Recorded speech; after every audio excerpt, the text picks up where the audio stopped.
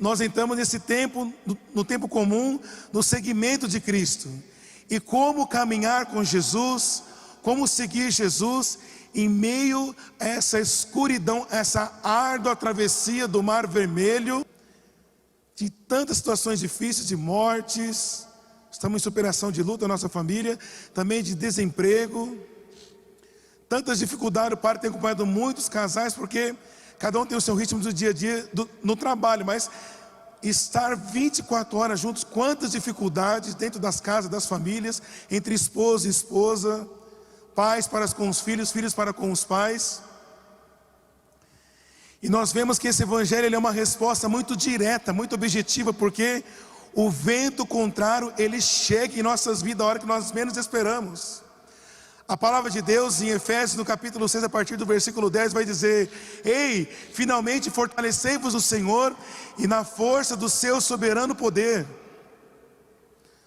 Porque as nossas dificuldades, as nossas lutas, não são contra homens de carne ou sangue no cotidiano da nossa existência, mas contra os espíritos do mal espalhados nos ares.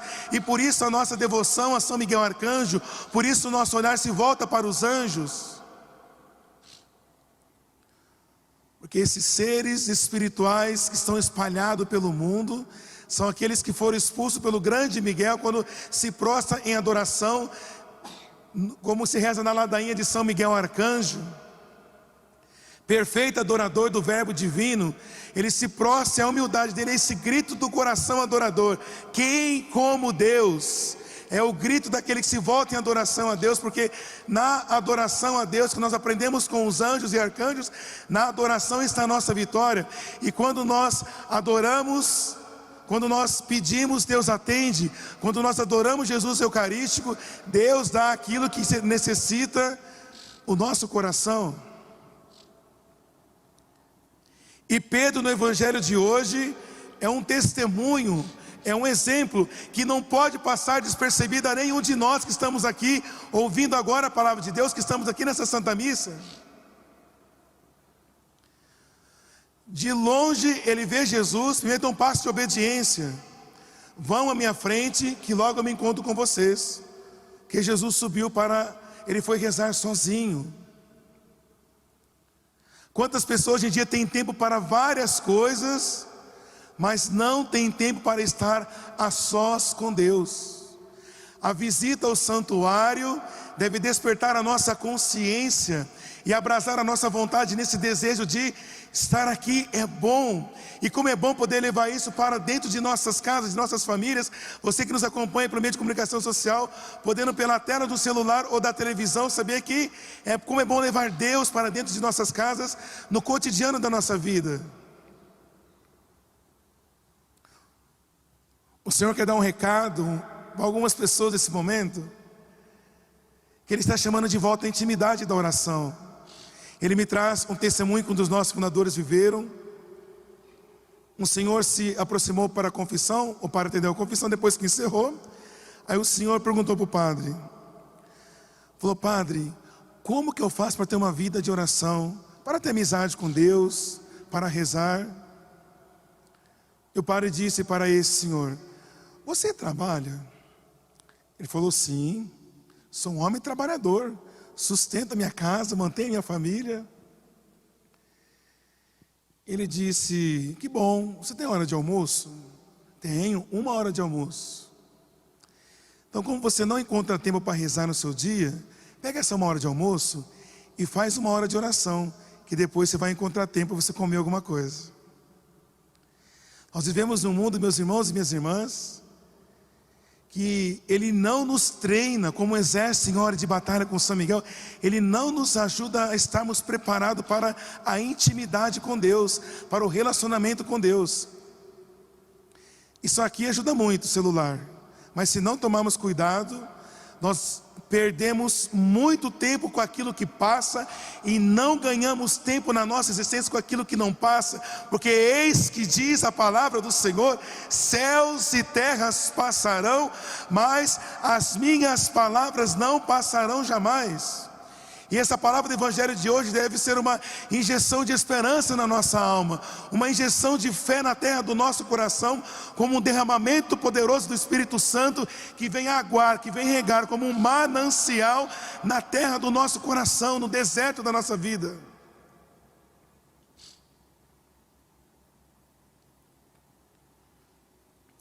A noite chegou, Jesus continuava ali sozinho. A barca, porém, já longe da terra, era agitada pelas ondas e pelo vento que era contrário.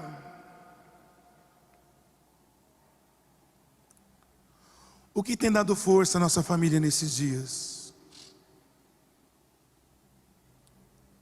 O cultivo diário do relacionamento com Deus. Uma família, a gente veio de carro andando, falou: nossa, mas vocês andam a pé aqui na peregrinação para o santuário? Sim. Mas a estrada é perigosa, nós sabemos que é. Mas o que arde no nosso coração é mais forte do que as estradas que são ruins. E nós fazemos quase 1 dia e meio de peregrinação para vir aqui no santuário uma vez ao ano. O cultivo do relacionamento com São Miguel, com os anjos que nos levam a rezar, a adorar a Deus, é que tem nos dado força, que o vento contrário, ele bate na nossa porta a hora que nós mesmos esperamos. E não foi diferente como aconteceu com Pedro, com os discípulos, como acontece com cada um de nós. O vento era contrário. Pelas 3 horas da manhã, Jesus veio até os discípulos andando sobre o mar. O mar na tradição bíblica, sobretudo numa cultura judaica, na Palestina, no tempo de Jesus, o mar é o símbolo do mal. Por isso que Maria, Apocalipse 12, aqui tem essa devoção maravilhosa a Nossa Senhora do Apocalipse, que esmaga a cabeça da serpente, e Jesus vem caminhando em cima do mar. Aqui nós lembramos de Moisés, porque se o mar das nossas dificuldades não se abre hoje, no dia a dia da nossa vida, como Pedro, nós vamos caminhar por cima das águas, porque Jesus é aquele que vem caminhando por cima do mar. Era o dia 3 de fevereiro, tinha acabado de chegar de uma semana de avivamento com o meu querido irmão Fabiano Ramos em Mauá, depois cerco de Jericó, missa de cura e libertação, retiro na Aliança Misericórdia domingo o dia todo, e à noite da segunda-feira tinha o grupo Padre Pio de cura e libertação, no retorno deles, início do ano, missa de cura e libertação. Quando terminou não estava vendo mais nada, porque tem uma grande bênção de Deus, mas tem um desgaste que nós vivemos, precisa descansar para repor as energias. Quando acabou a missa por volta de umas 22h30, o missionário se aproximou, falou: padre, tem um casal que está aqui na adoração eucarística, eles querem falar com o senhor. Falei: agora? 10h30 da noite? Falei: eu não estou dando conta, meu olho já está virando ao contrário. Faz o seguinte, anota o telefone deles e amanhã eu converso com eles. Falei: padre, você não está entendendo. Eles saíram do hospital agora e acabaram de perder o bebê no ventre. Eles querem menos uma bênção do padre. E aí, na hora você para e pensa, né? O padre não é para algumas horas, o padre é para todas as horas que as suas ovelhas precisam. Naquele dia, eu que tinha alguns meses de padre, entendi isso. Alguns meses, 2 anos, isso foi ano passado. Fui, sentei com eles, rezamos um pouco, e aí em oração o Espírito Santo falou: reza no ventre da esposa. Era um casal missionário de aliança da comunidade Shalom em Guarulhos, na Grande São Paulo. E a situação era 8 meses de sacramento do matrimônio, 11 semanas de gravidez. E ele tinha o costume de, nas horas difíceis da vida, nos ventos contrários da vida, na loucura da noite de São Paulo, ele saía lá de Guarulhos, 40 minutos de carro, e ia na igreja de Nossa Senhora da Boa Morte para poder adorar Jesus Eucarístico, 24 horas exposto. A palavra de Deus diz em Isaías: buscai ao Senhor enquanto Ele se deixe encontrar. No original do hebraico a palavra é: aquele que busca a Deus o encontra. Se hoje buscamos com sinceridade o nosso coração, Deus se dá a conhecer a cada um de nós. Ele não está oculto às nossas necessidades, Ele não está oculto à nossa fragilidade. Ele se deixa conhecer hoje, agora, nessa missa. Você que escuta a palavra de Deus, Ele se deixa conhecer, e Ele toca cada um de nós com a sua misericórdia.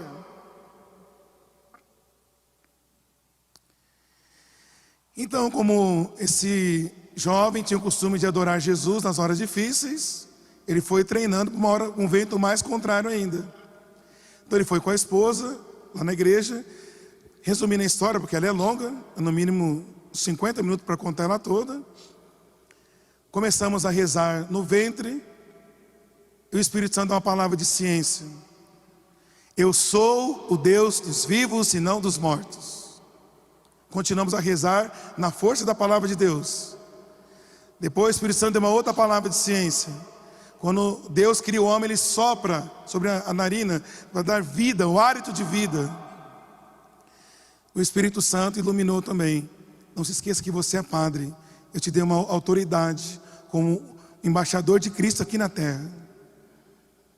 Então, rezando com o pai e a mãe, e aí começaram a ver tudo. Falei, pai, você está vendo alguma coisa? Eu sinto que Deus vai fazer um milagre aqui. Eu estou vendo meu bebê na minha mão. E você, mãe, meu Deus é um Deus impossível. O intercessor que estava junto, eu estou vendo o menino já correndo. Falei, não é possível. Só eu que não estou vendo nada. Porque a fé, na escuridão da nossa razão, é a certeza daquilo que não se vê. Colocamos a estola roxa sobre o ventre da mãe, o pai na autoridade de pai, que todo pai tem um cajado sobre a tua família, tem uma autoridade espiritual sobre a tua família.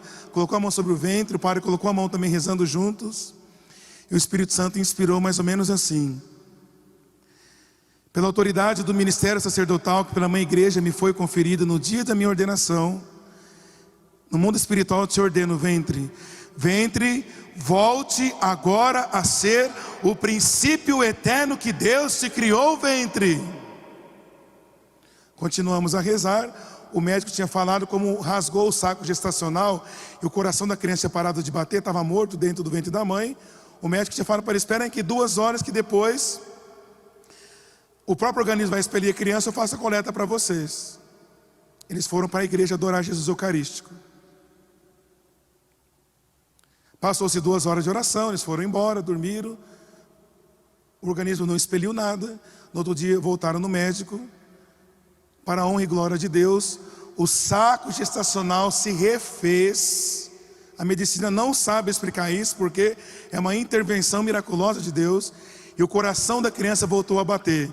Depois de 1 ano e 10 dias, no dia 13 de fevereiro desse ano, estava lá o Rafael sendo batizado no mesmo lugar onde Deus fez o milagre. E que mês que ele nasceu? No mês dos arcanjos, no mês de setembro. E qual o nome dele? Rafael, porque Deus cura. Mas por que pôde acontecer esse milagre? Porque no vento contrário daquele pai, nas horas difíceis, ele não ia para as seitas, ele não ia para outros lugares por aí levar alguma coisa na cabeça, uma varinha de condão, não ia para as esquinas, para os postes da vida fazer algum tipo de trabalho. Ele não foi para outros lugares onde não se declara a fé católica apostólica romana. Na hora em que apertava, na hora dos ventos contrários, na hora difícil, ele ia para a igreja adorar Jesus Eucarístico. E assim deve ser o coração de cada um de nós, como Pedro: Senhor, salva-me nessa hora que eu estou afundando. Salva-me, Deus. E o que Jesus fez com Pedro há mais de 2000 anos atrás, Ele fez com esse casal naquela noite do dia 3 de fevereiro de 2020. E é isso que Jesus faz com cada um de nós. Ele cuida de cada um de nós. Vamos ficando em pé nesse momento, num clima de fé, de oração. Eu já quero louvar e agradecer a Deus, porque a imagem que o Senhor mostra em oração são corações sendo abrasados pela escuta da palavra de Deus, como foi abrasado o coração dos discípulos de Emaús. Bendito seja, Senhor.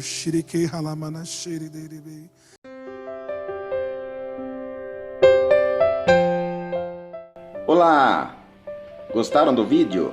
Então inscreva-se no canal, dê aquele like maravilhoso e ative o sininho para receber novas notificações.